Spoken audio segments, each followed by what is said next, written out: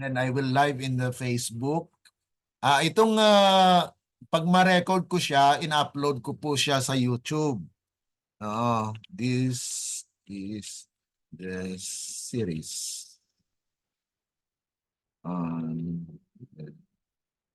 Prophetic study po ito sa Book of Revelation. The book of Revelation. So balik ko nito, series ng Book of Revelation ng Daniel. Pag matapos natin yung Revelation ay sa Daniel naman po tayo. So ito po ay series on the Book of Revelation. So mag-online po tayo sa ating page. Itong page natin ay sinusundan po ng mga SDA. So okay. So we'll be on go. Okay. Now it's already online. Live tayo po sa FB page natin sa SDA Online Study. At we are thankful to the Lord na nandito po tayo upang patuloy po nating pag-aralan ang Revelation. Okay? Dito po tayo sa Prophetic Studies on the Book of Revelation. Bago po tayo magpatuloy ay nais ko pong magkaroon po tayo ng prayer thought. Itong ating pag-aralan po ay this is actually the book of Revelation chapter 19 na po tayo.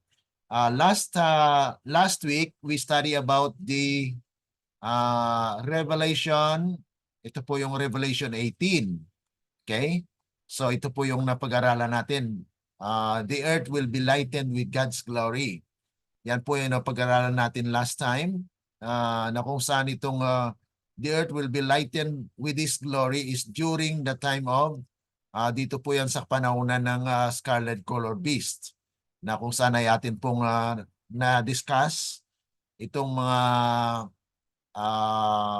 chronological setting ng mga kapitulo sa Biblia sa Revelation. Na itong Revelation chapter 18 ay time po yan ng trouble when the 144,000 will be sealed. Okay? They will be standing in Mount Zion. Okay? So ito po yung chapter 14. At magkasabay po siya sa chapter 18. So itong chapter 18 po, ito po yung loud cry. Ano po?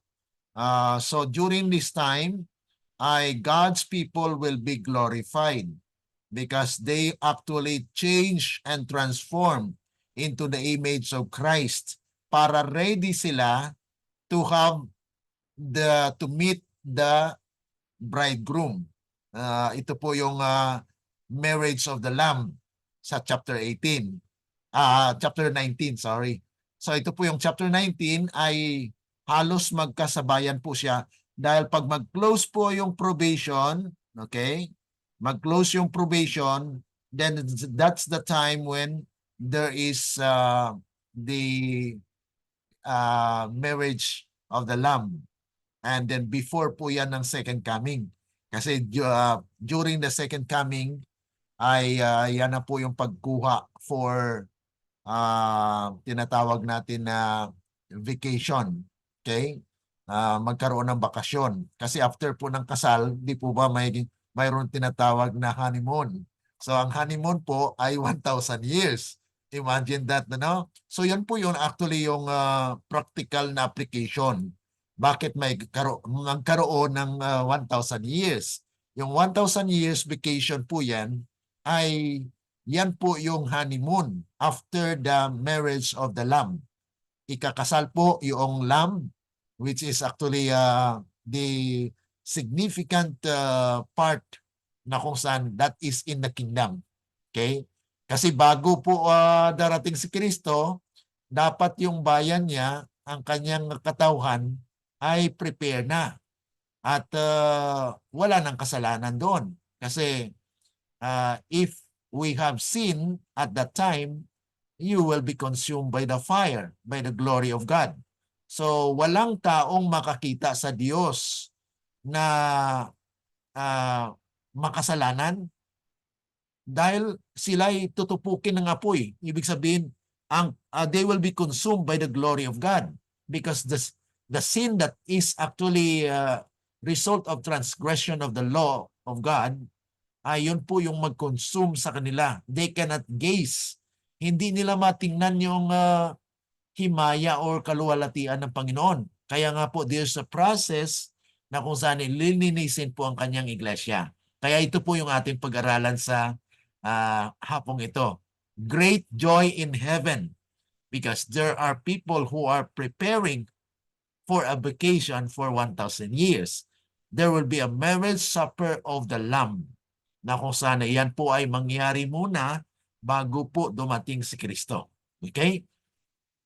Okay, so ito po yung nire-review natin.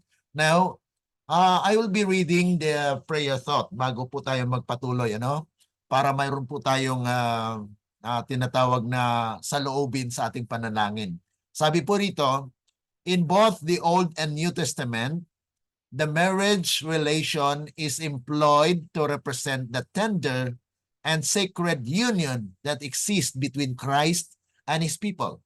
So yan po ay nakatala sa Biblia, na kung saan ang Old Testament and New Testament ay nagpapahayag po ng marriage o pagkakasal, ay nagre-representa ng relasyon na nag-i-exist sa gitna ng ni Kristo at ng kanyang bayan. To the mind of Jesus, the gladness of the wedding festivities pointed forward to the rejoicing of that day when he shall bring home his bride to the Father's house.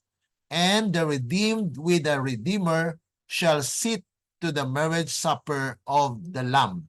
So, sa isipan ng ating Panginoong Yesus, ang katuwaan ng selebrasyon ng pagkakasal ay nagpapahayag ng masaya at kasiyahan na araw, na kung saan ay dadalhin niya ang kanyang bride, ang kanyang asawa, sa tahanan ng kanyang ama.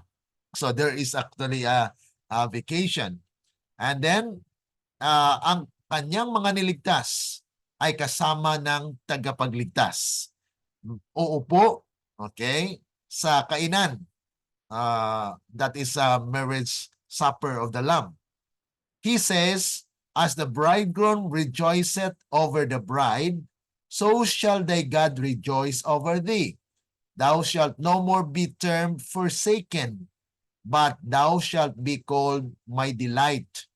For the Lord delighteth in thee, he will rejoice over thee with joy. He will rest in his love, he will joy over thee with singing. When the vision of heavenly things was granted to John the apostle, he wrote, I heard as it were the voice of the great multitude, and as the voice of many waters, and the voice of mighty thunderings, saying, Alleluia. For the Lord God omnipotent reigneth. Let us be glad and rejoice, and give honor to him. For the marriage of the Lamb is come, and his wife hath made herself ready. Blessed are they which are called unto the marriage supper of the Lamb. Jesus says, and every soul, one to whom must be given the call to his kingdom. Kaya there is a call to gather his people in the kingdom. Kaya nga po, tayo po ay bilang present truth believers, ay tayo nanampalataya na he will gather his people in the kingdom bago po dumating si Kristo. Yung pagdating po ni Kristo, hindi katulad na yung kanyang bayan ay kalat-kalat sa lupa. Hindi po yan. Dahil when the king is coming, all people are gathered in a place where the king will be going to. Kaya nga po, minsan ang naisip ko ba, mga kapatid, na parang yung ating napag-aralan dati sa akin po bilang theologian, ay sa aking pagkaunawa noon, ay ang pagdating ni Kristo ay kalat-kalat yung mga kanyang kukunin or dadalhin sa langit. Pero hindi ganun pala, mga kapatid. Mali pala yun. dahil titipunin niya muna ang kanyang bayan sa isang lugar. Kasi ang ating sanglibutan po ay bilog. Okay? So kung darating po si Kristo sa east, okay, dito sa banda sa ibaba ng ng globe, paano naman yung nasa ilalim o nasa ilalim? So, yun po yung isa sa mga tinitingnan po natin. That's why God will bring actually His people in one place, the center of the earth. Alam niyo po yung center of the earth, based on the science, is Jerusalem. Yan po yung sentro. Sentro ng earth. Bakit? Diyan po talaga na i-plaster yung Garden of Eden. At yan po yung talagang tinatawag na Middle East. Kaya sentro po yan. So middle. Okay? So yan po yung nalaman po natin sa kasaysayan na kaya't itong Jerusalem ay yan po ang tahanan ng mga bayan ng Diyos. Ancient Israel at ganun din po sa modern Israel today.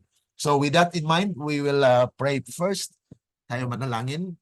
Dakila at mabagin po naming Ama na nasa langit ka, sa hapong ito kami po ay lubos na nagpapasalamat na kayo po ay nagbigay sa amin ng pagkakataon upang ipagpatuloy po ang pag-aaral dito sa Revelation, na kung saan ay serye ng pag-aaral sa mga hula na inyong pinagkaloob sa inyong bayan.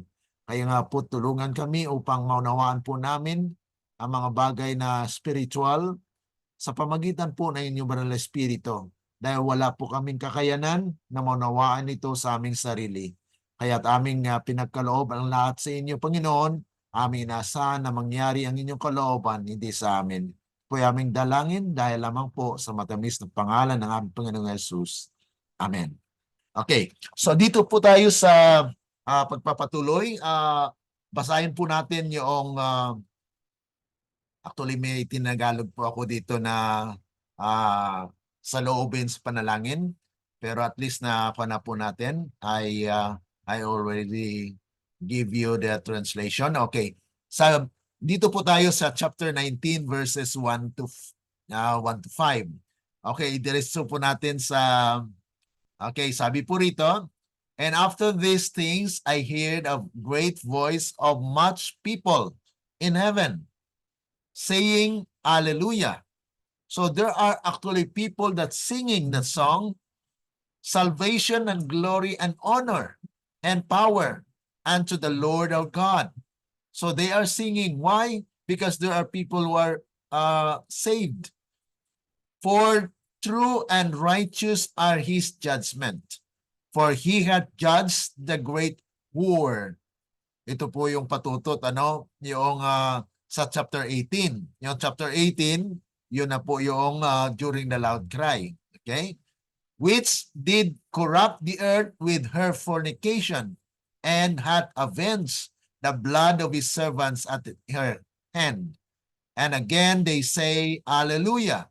And her smoke rose up forever and ever. And the 24 elders and the 4 beasts fell down and worshiped God that sat on a throne, saying, Amen. Hallelujah. Verse 5, and the voice came out of the throne, saying, Praise our God, all ye his servants, and ye that fear him, both small and great. Mapapansin po natin dito na dito po sa verse 4 ay nabanggit po yung 24 elders at saka yung 4 beasts na sila po ay nagsimba. Saan po sila? Nasa langit. Hindi po ito sa lupa, no? Na kung saan ay nakita po ni John na kung saan ay mayroon pong nag-aawitan sa katuwaan. They are rejoicing because there are people who are being saved or are saved on earth. They are celebrating there because natapos na po yung judgment. Yung ang pinag-usapan po nating judgment, ito po yung investigative judgment. Okay? Yung investigative judgment, nag-start po yan sa chapter 4. Chapter 4 ng Revelation ay nandun po nabanggit. Actually, kung ipatuloy yan, from chapter 4 up to chapter 19. Kaya itong chapter 19 as culmination, ang pag-culminate po, yung pagtapos ng salvation. Ibig sabihin, nausisa na po yung aklat ng buhay. Yung the seal or the book that has 7 seal. Yung the book with the 7 seal, yun po nakatala ang lahat ng mga history, ang lahat ng mga kasaysayan, ang lahat ng mga taong namatay, ang lahat ng mga nakasulat doon sa aklat na nanampalataya. Ibig sabihin, the investigative judgment for the dead, okay, tapos na. And then, the investigative judgment for the living, tapos na rin. Okay, so there is now the harvest. The first fruit and the second fruit. And during that time, kung atin pong balikan ang ceremonial harvest, sa mga Israelites, they celebrate that. Ito po yung tinatawag na Feast of Tabernacle. Yung Feast of Tabernacle, mga kapatid, ay nakatala po yan sa Leviticus chapter 23. Okay. Yung Feast of Tabernacle is the third celebration na kung saan this is the time when all the harvest, the first and the second fruit, ay ginagather. And they have this celebration, the year of Jubilee. The year of Jubilee is the thanksgiving that there are harvested. Yan po yung ginaganap sa mga Israelites noon, na mayroon po silang tinatawag na first harvest at saka second harvest. At lahat ng mga nag-gather na yon, na first fruit at saka second fruit, ay dalhin po nila yan sa Feast of Tabernacle, na kung saan ay may kapistahan po dyan, na they are celebrating for all the harvest of the earth. Yan po yung literal actually na pangyayari noon, na they are actually celebrating the harvest. Now, in a spiritual sense, God will celebrate, okay, that all the harvest of the earth, yung mga banal, ay titipunin. Yung first fruit, the 144,000, and the great multitude will be gathered in the kingdom, and they will have the supper, last supper. This is actually the culmination, the wedding ceremony, na kung saan ay ikakasal na. Ibig sabihin na magkaroon na ng may close contact. Nagkaroon na po ng tinatawag natin na close relationship, na wala ng makasalanan. Okay? Dahil nangyari na rin po yung 7 last plagues, na pag-aralan po natin yan sa chapter 16 ng Revelation. Okay? And then, dito po sa chapter 19, ito na po yung tinatawag nating celebration, na tapos na rin po yung mga pangyayari na kung saan ay they are actually preparing now for the soon coming of Christ. Because tapos na po yung investigation sa langit. Kaya itong 24 elders and the 4 beasts, representing those who are saved, bow down and worship God. And they actually rejoicing because there are people who have been saved from the earth at ready for the vacation. Okay? So ito po yung Tagalog na translation natin, na kung saan ito po yung nagpapahayag dito na ang mga matuwid ay nahatulan na. Sa verse 2 po yan, sapagkat tunay at matuwid ang kanyang mga paghatol, sapagkat hinatulan niya ang bantog na patutot. No. So tapos na rin po ang pag-judge doon, no? Na siyang nagpasama sa lupa ng kanyang pakikiapid at iginantin niya ang dugo ng kanyang mga alipin sa pamagitan ng kanyang kamay. So ito na po yung talagang culmination na wala na pong masama dahil pagdating po na lalabas na si Kristo or magpakita na po siya sa clouds of heaven, ay they will also be consumed. Ibig sabihin, ang matuwid, naging matuwid. Yun po ang nakatala dito sa ating chart kanina, na kung saan dito po ay close of probation na po yan. Okay? So there will be a close of probation dito na kung saan ay this is a period of close of probation na kung saan ay sabay-sabay po ito. Ang chapter 15 at chapter 16 po, ito po yung 7 last plagues. Okay? Kaya sa kalagitnaan po ng chapter 17 at chapter 18, ito po yung during the loud cry. Okay? This is actually during the loud cry. Okay? Ito po yung scarlet color beast. Yung scarlet color beast po, nakaupo dyan ang babae. Okay? Na siyang nagpadumi sa sanglibutan dahil pinainom niya ng kanyang pakikiapid. Ibig sabihin, doctrine, false doctrine. Pero at the same time, during that loud cry, ang 144,000 ay nagsasound din. Nagmimensahe din po sila. Kaya during this time, ay itong 7 last plagues ay magfo-fall po yan doon sa mga masasama. Okay? Kaya sisihin nila yung bayan ng Diyos. O kita nyo, habulin natin, magpapatayin natin. So they will try to kill those who are worshiping the Sabbath during that time kasi may death decree na mangyayari po dito. Habang nahulog po itong yung 7 last plagues, mararanasan po yan. Kaya this is a great time, this is a trouble such as never was since there was a nation. Yan po yung binabanggit doon sa Daniel chapter 12. Kaya integrated po yung ating pag-aaral dito. Na kung saan this is the time when the close of probation for the world is coming to close. Kaya there is a period po yan eh.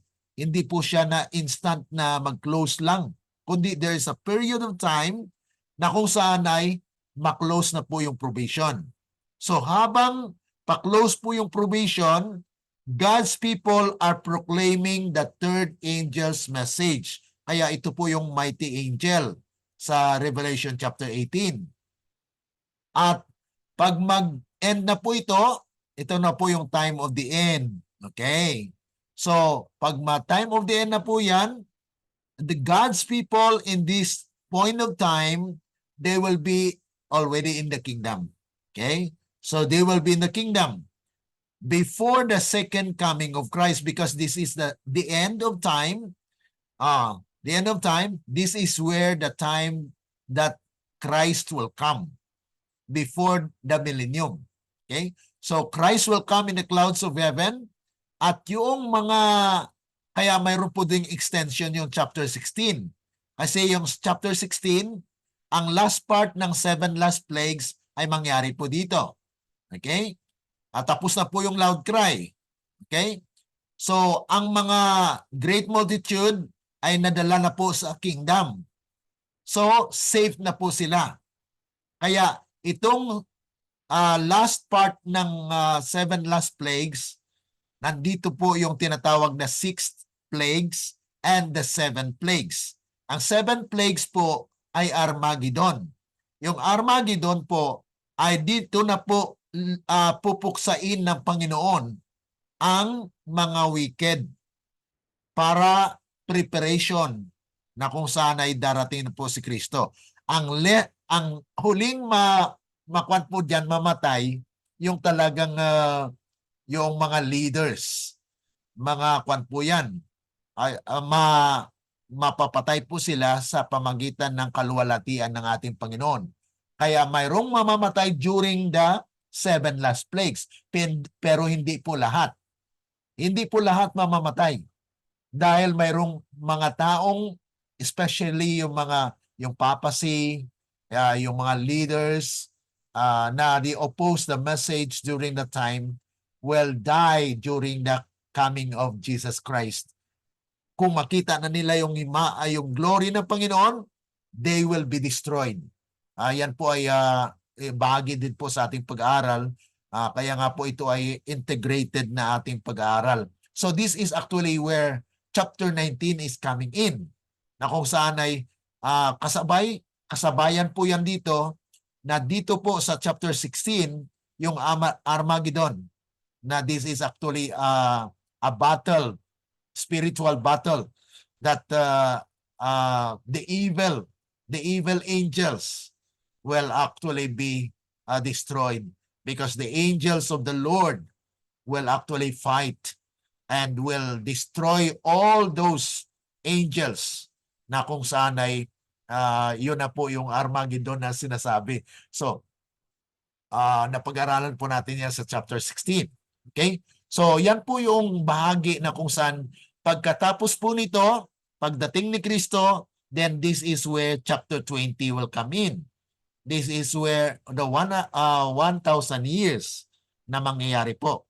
Okay? So, yan po yung bahagi dito sa ating pinag-aralan dito sa chapter 19. Okay. Now, we will proceed to partake of the supper. So, ibig sabihin, before pa po ito ng second coming of Christ. Tingnan po natin. Sa My Life Today, page 356, paragraph 4 says, having received the kingdom, He will come in His glory. Okay? So, natanggap niya na ang kanyang kaharian because He is the King of Kings. Ayan na po yung tinatawag natin na ready na ang subject of the kingdom. Lahat ng mga nag-gather na po, na-conquer na ang lahat ng mga kingdom. Ibig sabihin mga kapatid, Christ won the battle. Pero hindi po siya ang nagpuksa noong lahat ng mga kaharian yon. Ang ginamit niya po ang kanyang mga army. Sino po ang mga army niya? Ang 144,000. At nag-swell po siya, naging 200 million. Ang 200 million po, yan po yung talagang magtatapos ng gawain. Nabanggit po yan sa chapter 9, chapter 10. Doon po actually yung mga gawain po especially sa study ng 7 trumpets. Okay? Yung 200 million, that will actually swell na siya po ang mag-gather ng great multitude. Kaya yung great multitude, mga kapatid, hindi mabibilang. So that is actually during the time when the loud cry is still ongoing. Okay? Yan po yung paghahanda na darating po ngayong hari. So ang hari po ay hindi makikipagdigma. Okay? Christ will come in the clouds of heaven as the King of Kings. Pero may kapangyarihan po na gagamitin ng Panginoon during the time na tatayo din po siya. Mayroon po kasing movable throne ang Panginoon. Yan po sa Ezekiel chapter 1 naman po yan. Kaya marami pong mapag-aralan talaga kung yung bakit doon sa chapter 12 ng Daniel, Michael stands and protect and deliver his people. And that will be a time of trouble such as never was. Because God's throne, Jesus' throne is moving. Okay? Pero invisible po yan. We cannot see the glory of God. He can only be visible when He comes in the clouds of heaven. Yan po yung kanyang second coming na binabanggit po sa banal na kasulatan. Pero yung coming niya as a thief, iba po yung pag-usapan dyan. At saka yung kanyang pag-deliver sa people in the kingdom, yung Michael stands to deliver His people, iba rin po yun.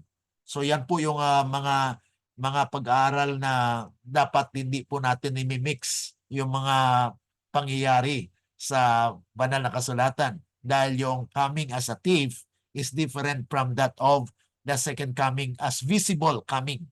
Yung visible coming ay all people will see Jesus Christ. All people will hear he is coming. Okay? But the coming of Christ as a thief is not known to each one. Hindi po alam. Kasi kung sabihin natin coming as a thief, malaman mo lamang na dumating na siya kung tapos na. Kasi may ninakaw na. Yan po yung application po sa ating pag-aaral. Okay. Now,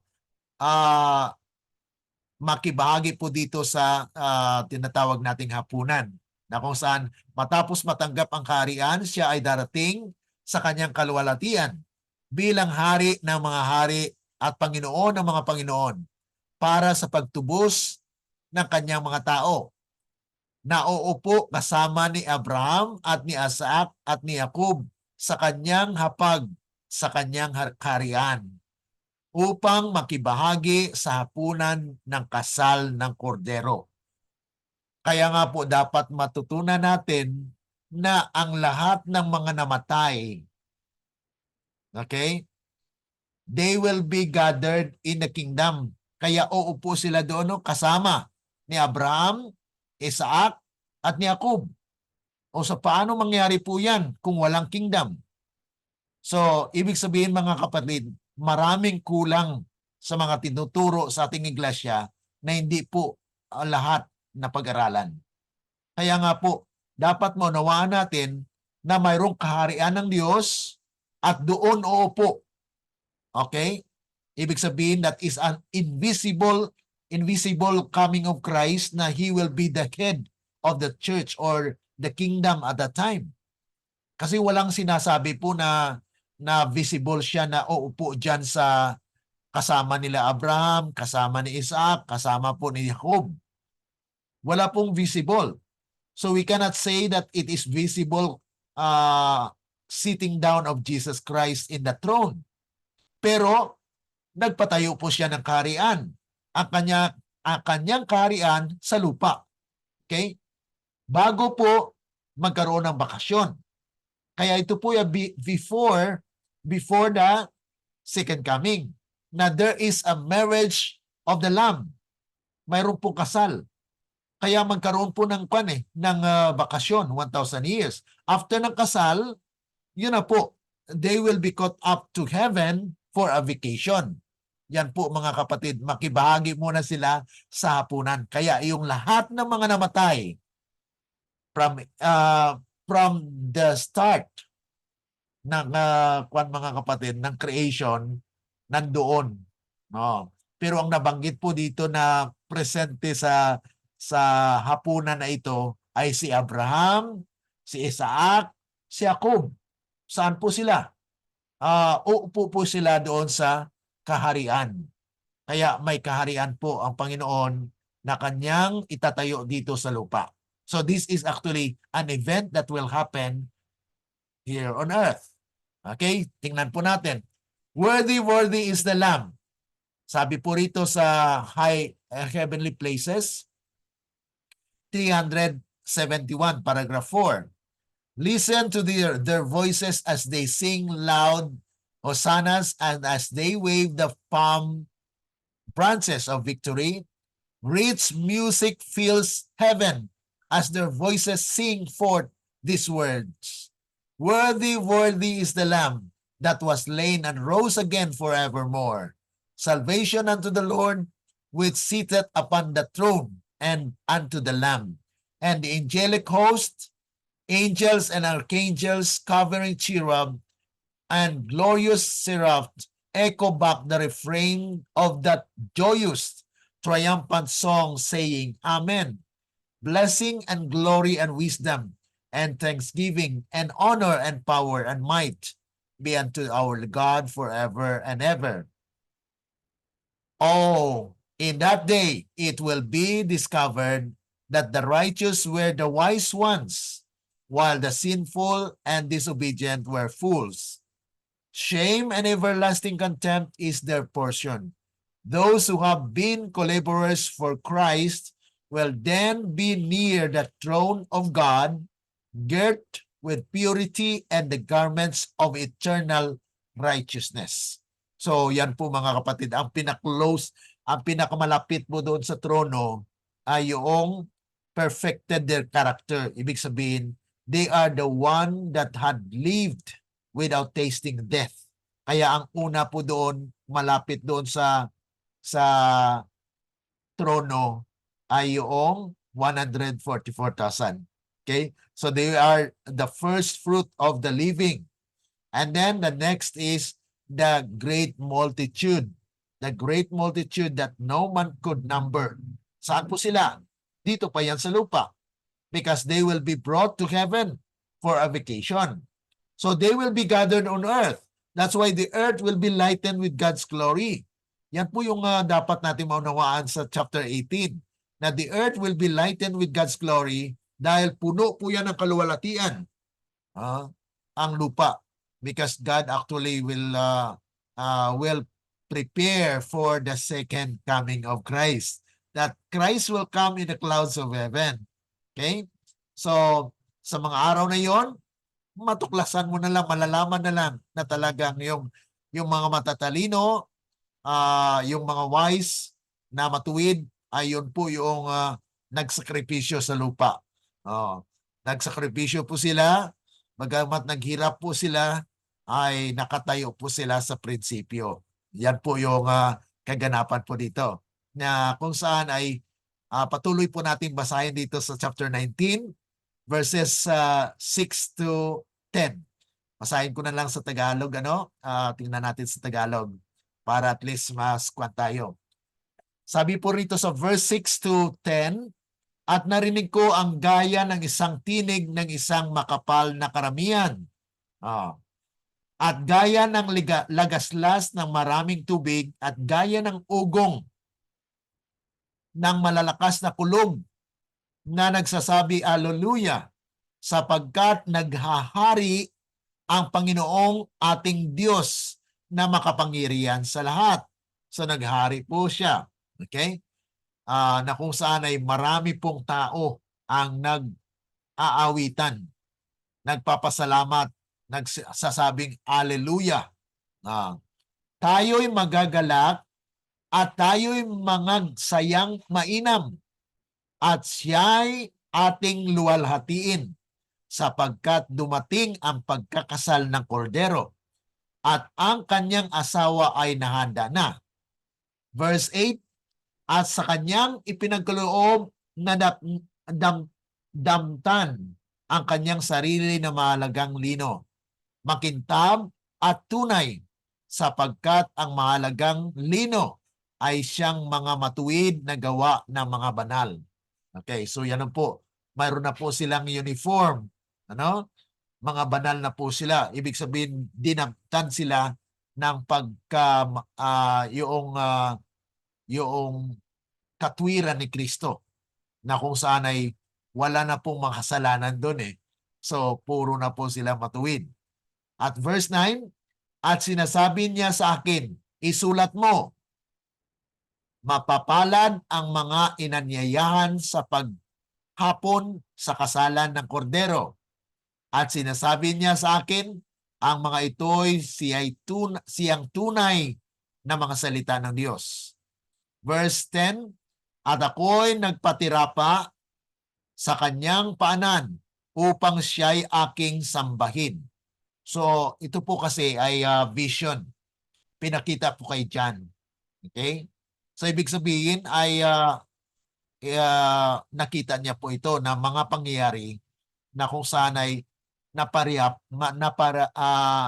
nagkaroon po siya ng talagang nagpatirapa po siya at sinamba ang ating Panginoon. Kaya sabi rito, at sinabi niya sa akin, ingatan mong wag gawin iyan. Ako'y kapwa mong alipin at ng iyong mga kapatid na mayroong patutuo ni Jesus. Sumamba ka sa Diyos sapagkat ang patutuo ni Jesus ang siyang espiritu ng hula. So yan po ay Dahil yun po ay hula, pinakita sa kanya, kaya yung pagpatirapan niya po ay isang pagpahayag na kung saan ay ako'y blessed dahil yan ay nakita niya yung mga mangyayari sa huli-hulihan. Ito po ay before na kung saan ay darating ang ating Panginoon. At sabi nga po ay huwag mong gawin na magpatirapa dahil kapwa tayo na nandito tayo upang purihin ang ating Panginoon na kung saan ay sambahin siya na kasama ng mga taong may patutuo ni Kristo na siyang espiritu ng hula. Okay? Ang comment po dito sa aklat ni Ellen G. White, Heavens, page 34, verse 3. Ito po yung comment doon sa binasa, no? At narinig ko ang gaya ng tinig ng isang malaking pulutong at gaya ng lagaslas ng maraming tubig at gaya ng tinig ng malalakas na kulog. At sinabi, Alleluia, sapagkat ang Panginoong Diyos na makapangyarihan sa lahat ay naghahari. Tayo'y magsaya. So nakasama na po dito yung mga banal. So ibig sabihin, ito ay aplikasyon ng mga taong nanampalataya na ano pong gagawin nila? Magsaya at magalak at magbigay ng karangalan sa kanya sapagkat dumating na ang kasal ng kordero at ang kanyang asawa ay nanda na. At sinabi niya sa akin, isulat mo, mapalad ang mga tinawag sa hapunan ng kasal ng kordero. Siya ang Panginoon ng mga Panginoon at Hari ng mga hari, at ang mga kasama niya ay tinawag at pinili at tapat. So yun po mga kapatid, yun po yung pag-gather. So bago pa man second coming mga kapatid ay may pag-gather na, no? Yan po yung hindi talaga na naituro sa atin na bigla na lang darating si Kristo na wala pang ang gathering. So parang instant ba? Pero dito po sa ating pag-aaral ay kini-clear out po natin na mayroon pa pong pagtitipon at mayroon pong hapunan sa kasalan. So there is a gathering, a celebration where God will actually give them the blessings.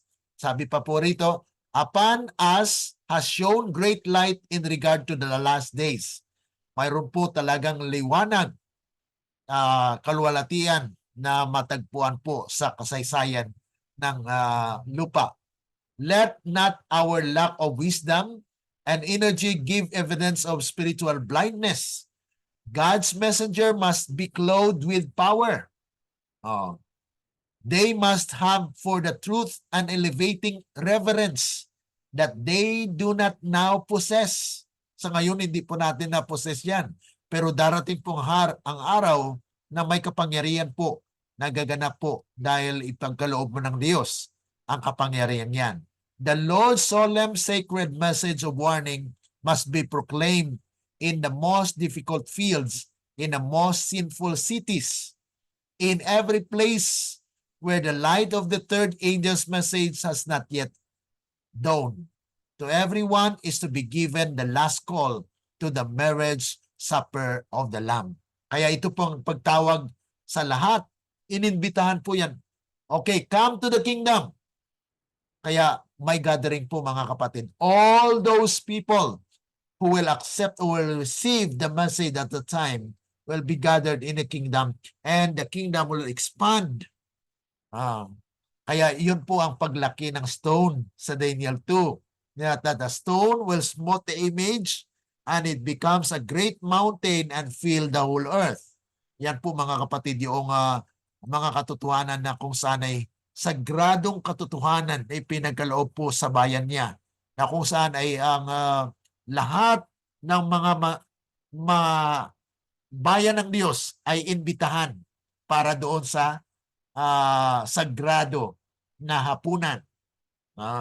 Na yun po ay pagtitipon sa mga banal para pa sa pagdating ng ating Panginoon, because Christ will come in His glorious coming. Ito na po. Christ is soon coming in glory.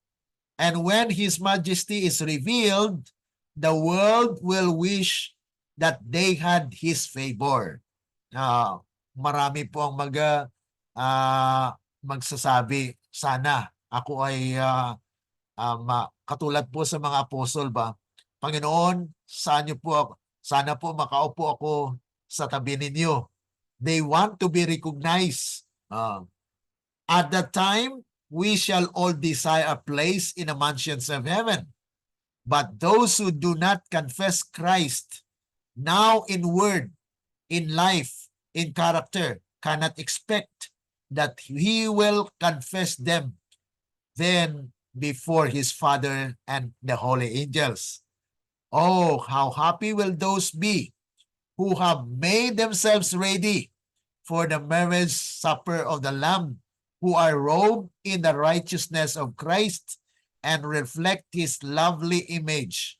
They will have on a pure white linen, which is the righteousness of the saints, and Christ will lead them by the side of living waters. God will wipe away all tears from their eyes, and they will have the life that runs parallel with the life of God. Kaya yun po mga kapatid, na wala na pong pagluha. Dito pa yun maumpisahan sa lupa mga kapatid, because they will actually experience the glorious appearing of Jesus Christ. Because if you are not glorified when Jesus comes, then you will be consumed by fire. Kaya ang process po ng ating kaligtasan, ang phases ng ating kaligtasan ay tatlo. Una, justification by faith. Okay, you are justified. Pangalawa, sanctification. So you will be sanctified daily by studying the truth. Ang pangtatlo po, ito na po yung glorification. Na you will be glorified because you will be preparing. You are prepared for the soon coming of Christ. If you are not glorified, mga kapatid, you will be consumed by the glory of Jesus when He comes. Kaya yun, may gathering po talaga. You will be cleansed in the kingdom. Kaya si Zechariah chapter 13 ay nabanggit po dyan. In the last days, there will be a fountain open to the house of David and to the inhabitants of Jerusalem. For what? For sin and uncleanness. Zechariah 13 verse 1. Yan po mga kapatid, dadalhin po sila doon sa kingdom para linisan. At mabasa nyo rin po yan sa Ezekiel chapter 36. Ang buong chapter po ay naglalarawan kung papaano po linisin ng Panginoon ang kanyang bayan sa kanyang kaharian. Okay? So yan po yung mga katotohanan na hindi po naihayag sa ating iglesia. Ngunit dito mga kapatid ay atin pong pinag-aralan. Ito po ay last na slide natin para ipatuloy po natin ito next week. Okay? Sabi po rito, the 10 virgins watching in the evening of this earth's history. So may dalawang klase ng tao sa huling mga araw. All claim to be Christians. All have a call, a name, and a lamp, and all claim to be doing God's service. All apparently watch for His appearing. But 5 are wanting. 5 will be found surprised, dismayed, outside the banquet hall. We are represented either by the wise or by the foolish virgins. There are many who will not remain at the feet of Jesus and learn of Him. So marami. Kaya ito po ay warning para sa atin. Kahit na sabihin natin, Seventh-day Adventist na po tayo. Kasi ang wise virgin po dito ay kuwan po yan. Ang 10 virgins actually nagre-representa sa ating iglesia. We are all. Kasi lahat po sila may lamb. Lahat po sila all have a call, have a name, have a lamb. All claim to be doing God's service. So lahat sila po ay mga Seventh-day Adventists. Okay? Pero ano po ang kulang sa kanila?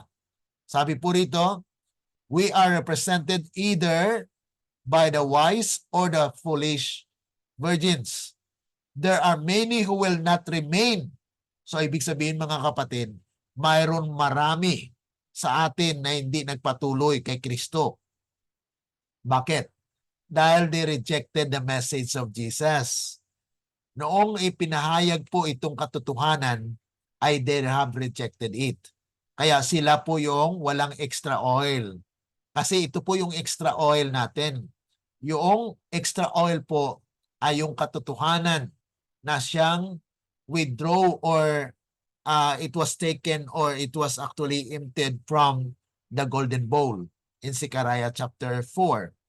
Na kung saan they have not a knowledge of His ways. They are not prepared for His coming. Hindi sila handa sa kanyang pagdating. Bakit? Dahil hindi po sila nag-exemplify ng buhay. Ibig sabihin, ang katotohanan po ay hindi nagkaroon ng bahagi sa kanilang buhay. Ibig sabihin, dapat ang katotohanan po ay maging bahagi na ng ating buhay.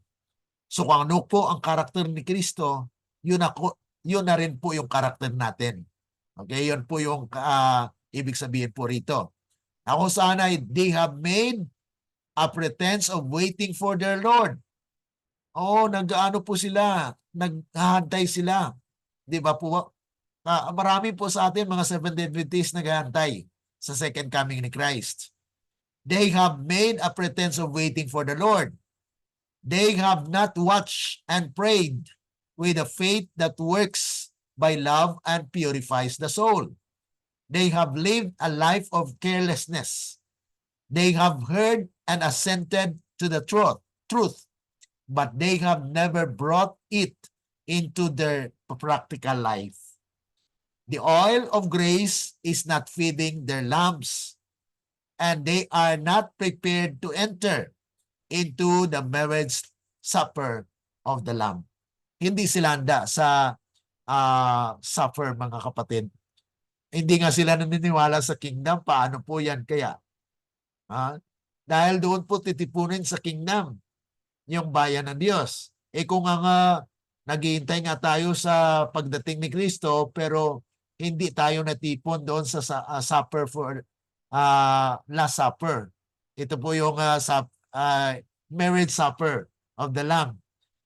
Yung ginanap ni Kristo doon, sabi niya po, di ba, do this in remembrance of me, because it will again be the last supper, or the last that will execute that will be at the marriage of the Lamb, na magkaroon po ng talagang pagtitipon po. Be not like the foolish virgins who take for granted that the promises of God are theirs, while they do not follow the injunctions of Christ. Christ teaches us that profession is nothing. Yung pag-angkin po natin na tayo'y bayan ng Diyos, pero ang buhay po natin hindi na-connect o hindi nagpapahayag nito, ay yan po ay hindi makatanggap ng kaluwalhatian. Sabi rito, if any man will come after me, he says, let him deny himself and take up his cross daily and follow me. So ito po yung ang mga tao pong tumanggap nito ay sila po ang madamtan ng maputi at sila nakasama doon sa marriage supper na before pa man po darating ang Panginoon, ay they already have the consistent life of being Christ-like character. So nandun na po sa kanila yung tunay na buhay ni Kristo na magliliwanag. Even they have a vacation for 1,000 years, they will no longer sin. Wala na po. Wala na makasalanan sa kalagitnaan nila. Dahil naiwalay na po yung mga hindi tumanggap ng mensahe ay wala na. There is a close of probation for them. Kaya sarado po ang kaligtasan sa kanila. Okay? So ito po yung part po ng chapter 19. May part 2 pa po ito. So next week po ay atin pong ipagpatuloy. I will review some of this para po buo nating mapag-aralan po itong chapter 19 at i-kuan po natin, i-summarize natin. Okay, any reaction po para sa ating pagtatapos sa hapong ito? Sister Marian, mayroon po kayong tanong? Mauna ni siya ang giingon di ay tingali Brother Glenn nga gahi nga pagkaon. Yes. Opo. So talagang matigas ang gahi na yung talagang ito ay malaman ang mga mensahe na kung sana'y hindi po napag-aralan sa ating iglesia. Oo, grabe. Nindot yun siya, as in nindot yun siya. Nagpasalamat yun ko sa Ginoo, Brother Glenn. Opo. Na nakahibalo ko ini. Oo, kasi mayroon po talagang pagtitipon muna. Kasi ang atin pong alam bilang mga Seventh-day Adventists, na pagdating na ng Kristo, yung mga patay bubuhayin na lang, mag-uluhot-uluhot na lang sa kanilang mga libingan. That is not order. Kasi di po ba may makita tayo na picture, may second coming, tapos may sa libingan nila nakatayo lang yung mga binuhay. Ayan po, hindi biblical po yan. Hindi siya tama dahil mayroon pa pong marriage supper na kung saan ay gather po lahat ng mga matuwid, okay? At para maghantay kay Kristo. Okay? Kasi sinabi diyan sa banal na kasulatan na sila'y maghahantay. Okay, maghahantay po sila. So alam nila kasi God will actually declare the hour and the day of His coming. Mabasa niyo po yan sa early writings. Na kung saan ay He will declare to the 144,000 ang araw ng kanyang pagdating. So ibig sabihin, ang kanyang pagdating, second coming, is actually audible, alam. Okay? So yan po yung talagang gahi na matigas na pagkain na gusto ng Panginoon natin pong malasap. Ma-appreciate Diha ko, Brother Glenn, diha ko naglibog sa una. Kay giingon man nga ang pagbalik sa Ginoo makita sa tanan. Pero nganong giingon man po diha nga sama siya sa kawatan. Diha man ko natingala unsa man ni oy kalibog. Iba po yung coming as a thief in the night. Kasi pag thief in the night ay talagang hindi mo po alam yan. Pero ang second coming po kasi ay visible, makita ng lahat ng mata eh. O gani, naglibog po ana, pero maayo na lang gigamit ang Ginoo nga maoy mo pa sabot nako. Opo. Pero Brother Glenn, ayaw kalimot ha ang mga teksto nga kung unsay ang katawhan nga tapuko na dito sa promised land kung unsay sakyan, unsay mga pamaagi. Okay. Okay, yes. There is a study on that na kung saan ay there are actually literal yan na mangyayari that God will gather His people. Kung ang transportation ay pag-usapan, God has many ways. He has a power. Even katulad kay Elijah. Ano pong sinakyan ni Elijah? Di po ba? Chariot. So that is actually chariot is noon wala namang airplane kasi.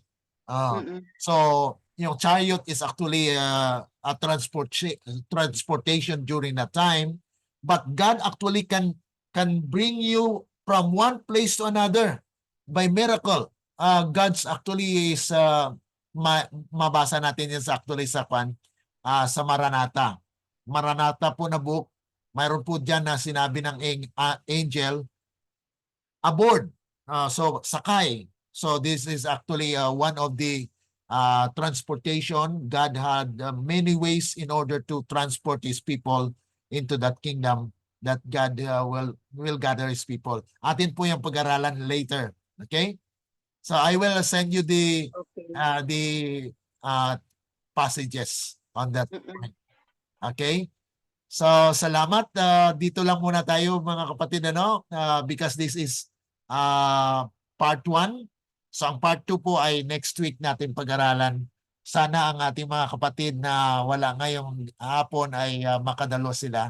Okay? So sa ating pagtapok, tapos po ay tayo manalangin.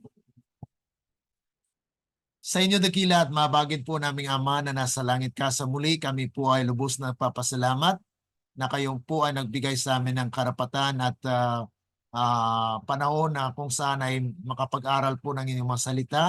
Tulungan nawa ng bawat isa, makaunawa po nito. Bagamat alam namin, Panginoon, ay medyo hindi po namin maunawaan sa umpisa ang mga bagay na ito, ngunit amin pong hiniling na inyong banal na espiritu nawa ang siyang aming gabay para maunawaan ang mga bagay na spiritual.